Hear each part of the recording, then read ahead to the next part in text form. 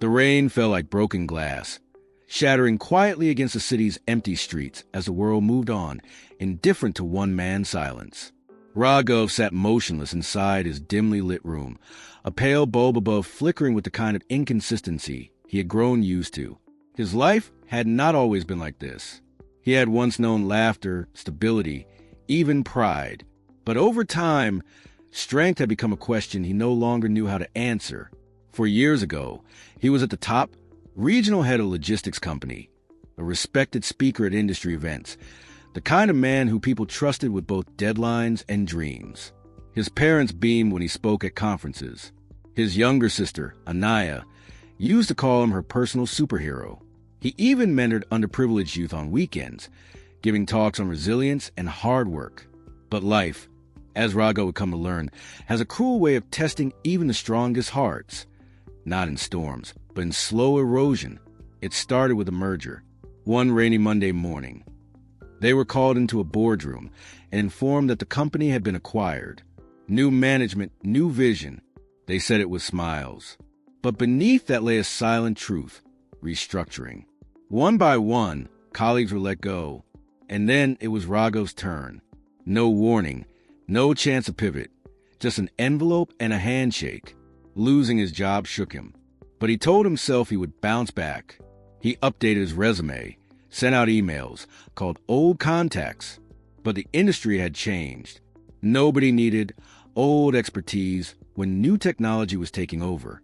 Weeks passed, then months, then a year. His savings shrank. Confidence followed. Anaya tried to help. Bye. Come live with me for a bit.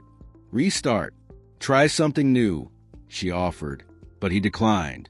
He didn't want his little sister to see him like this, weak, uncertain. He had once been her shield. Now, he felt like shattered armor. Then came the phone call. His father had collapsed. A stroke. Sudden. The doctor's words were dry, clinical. He may not recover fully. It's going to be a long road. Raghav was forced to confront more than his own brokenness now. He moved back into his childhood home. Days were filled with hospital visits, physiotherapy schedules, medicine refills. He watched his father, once so full of life, struggle to hold a spoon. His mother stayed strong for them all, but he saw her eyes at night, tired, trembling, never sleeping fully. Something inside Raghav broke quietly during those months. But oddly, it was in this breaking that something else began to rise. Not hope yet, but something close. Responsibility. He took charge of his father's care. He read up on recovery techniques, took online certification courses in physiotherapy, learned how to cook healthy meals. Every night, he massaged his father's limbs, whispered old cricket commentary in his ear, tried to make him smile. And in these small acts of service, something unexpected happened. Strength returned, not the kind he used to have, the kind that stood behind podiums or sat in executive chairs. No, this was a quieter strength, the kind that wakes up without hope but shows up anyway, the kind that keeps going even when no one is watching. A year passed. His father began to walk again, wobbly but proud. His mother laughed again. Anaya visited often. And Raghav, he started sleeping through the night. One evening, while walking past a local school, he saw a boy trying to build a paper kite with broken sticks and string. The boy looked frustrated. Raghav crouched down, helped him. They made the kite fly. Only for a moment, but it flew. The boy looked at him like he was magic. That night, Raghav had a thought. What if strength wasn't in rising alone, but in helping others rise? He started a small project, just one class a week at a local NGO, teaching soft skills and confidence to teenagers who came from broken homes. He didn't charge. He just showed up, week after week. The students multiplied. Parents thanked him. Some of the kids got jobs at call centers. One even started a YouTube channel.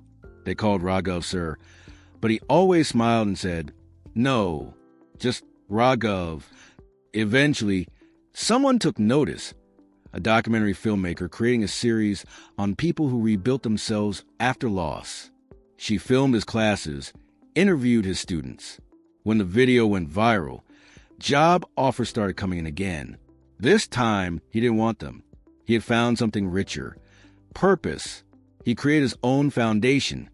Second wind, a center for you struggling with failure, depression, addiction, or hopelessness. He taught them that strength isn't about never falling. It's about getting up tired, broken, and unsure, but getting up anyway. Years passed. Raghav grew older, lines around his eyes deepened. But so did the light in them. He gave speeches again, not about logistics, but about life. His most shared talk ended with a simple line. Strength is not how hard you hit.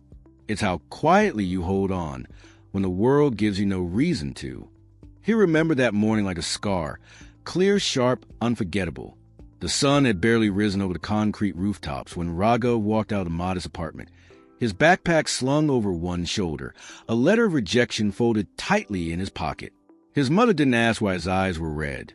She merely pressed a chapati into his hand and whispered, "A lion doesn't cry when the jungle gets dark. He watches." But Raghav wasn't a lion. Not then. He was a 24-year-old graduate who had spent years studying, burning through midnight oil and hope in equal measure, only to watch opportunities pass him like shadows in fog. His dream had been simple, to become a civil servant, not for the salary, not for the status, but because he had watched the system break his father, a schoolteacher who was once accused falsely and died before clearing his name. Raghav wanted to change the system, fix it, but change didn't come with intentions. It came with resilience, and he was on the verge of losing his. He wandered into the city's central garden and sat on a broken stone bench. Near him, a boy was attempting to fly a kite.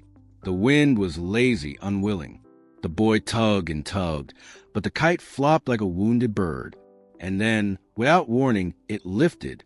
Not perfectly, not gracefully, but enough to rise. The boy jumped and cheered.